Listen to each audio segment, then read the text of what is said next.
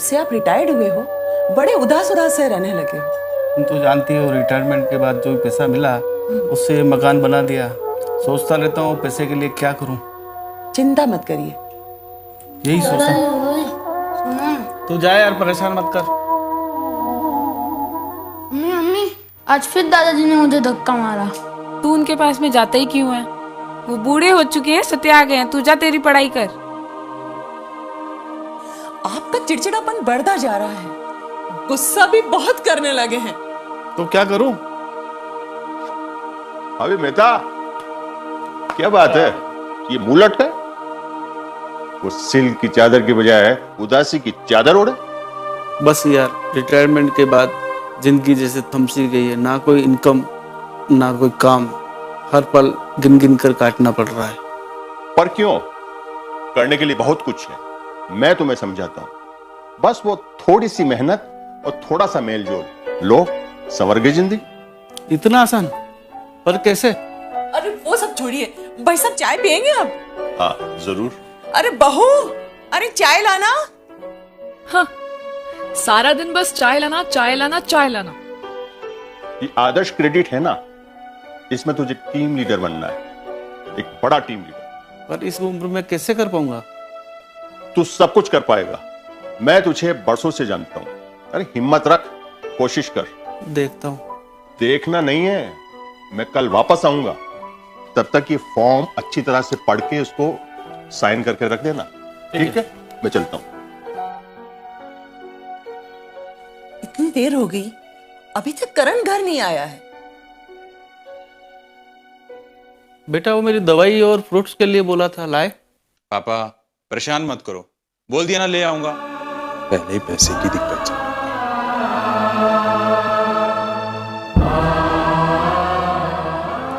क्या कर रही हो? आ गए आप? हो गई ना उनकी फरमाइशें शुरू। अब जिंदगी भर यही करते रहना। हाँ यार क्या करूं, मैं भी उनसे तंग आ गया हूं अब।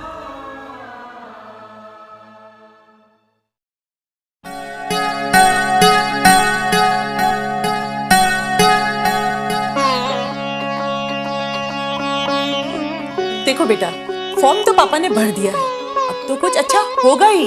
हाँ मम्मा, कितनी परेशानियां थी, मेरा भी कुछ काम नहीं चल रहा था। मम्मी महंगाई कितनी बढ़ गई है और पैसा कहीं से आने का नाम ही नहीं ले रहा। बिल्कुल सही बात। अरे बहू, अब सब ठीक हो जाएगा। ये लीजिए, ये फॉर्म भर दिया हमने। Very good. अब मेहता, यहाँ भाई तुम्हारे अच्छे दिन आ ही गए। आज मैं तुम्हारे लिए एक एडवाइजर निर्देशिका भी लेकर के आया और कुछ दूसरे डॉक्यूमेंट्स भी। इसमें सब लिखा है, देखो।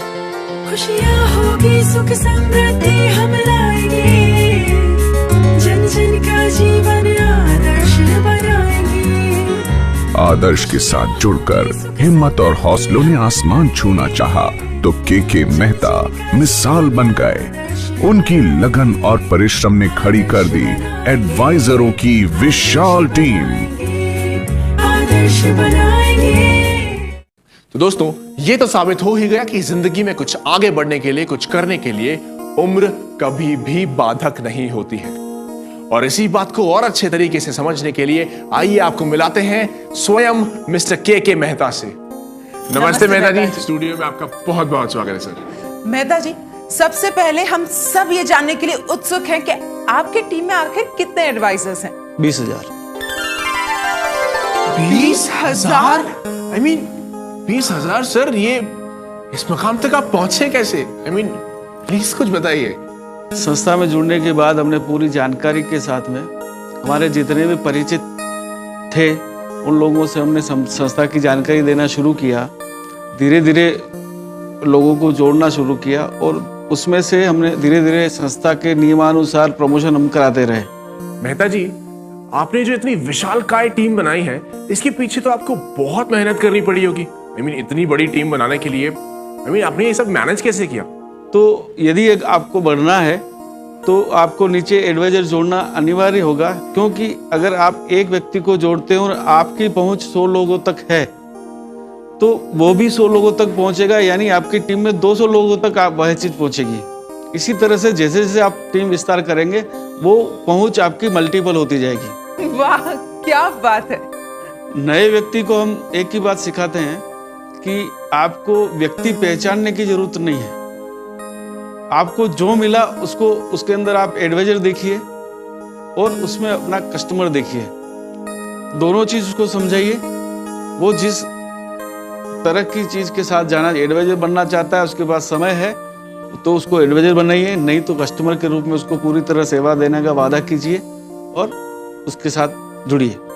मेहता जी, जो भी लोग आदर्श के साथ अब जुड़ना चाह रहे हैं, उन लोगों के लिए आपके पास क्या मैसेज है? भारत में ऐसी कोई संस्था नहीं है मेरी जानकारी में जो इस तरह के लाभ अपने एडवाइजर्स को दे रही है, तथा इसका जो काम का तरीका है, इस तरह का काम किसी और संस्था का नहीं है। और अब आप आदर्श के साथ एक लंबे अरसे से हैं, कैसा महसूस करते हैं आप?